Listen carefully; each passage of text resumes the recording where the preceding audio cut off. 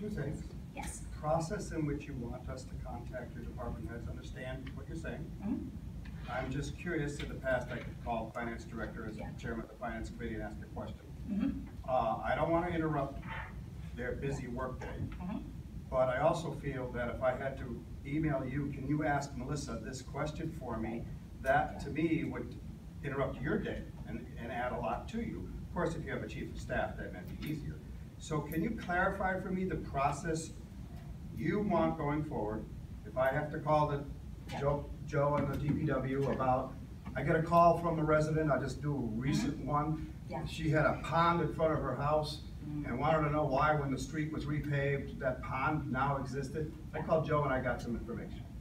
So using that example and my questions as finance director to the chairman, as chairman, how do you want us to proceed? So when it's a constituent matter or something that specifically goes to a policy or oversight of a policy or piece of legislation you expect enacted in a response, I think it's within your purview to contact anybody in City Hall and expect an answer in a reasonable amount of time.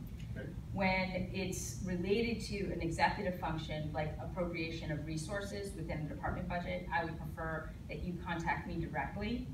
I say that a little nervously right now because I don't have the chief of staff position in place and don't expect to hire one in the next 48 hours. And I see that position as taken care of. I mean, it is extremely logical that anybody in this body, the school committee, or any of our boards would have very real questions around some shift that they've heard about in City Hall or DPW or whatnot, and to get them to his chief of staff or I as fast as possible. I want to answer those questions.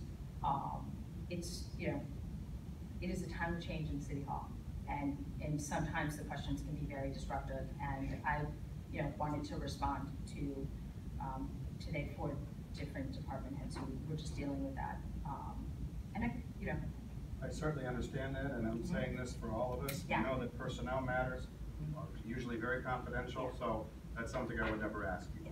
On the other hand, just jumping to the other subject of a deputy mayor, which we've talked about and other cities have. So it's not new. I've been here a long time, it's new to everybody else.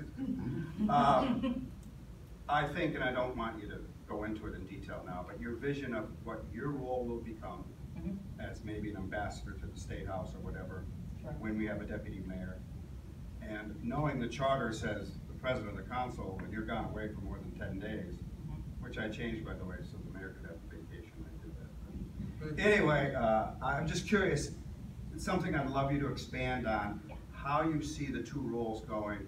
In other words, will you ever attend a finance committee meeting ever again? In the sense that we have a deputy mayor now, and you mentioned in the job description they would be going to these meetings. So I'm just curious, not now, but you want to expand on your vision of how your role becomes. That's all I'm asking, and I don't need you to go into it.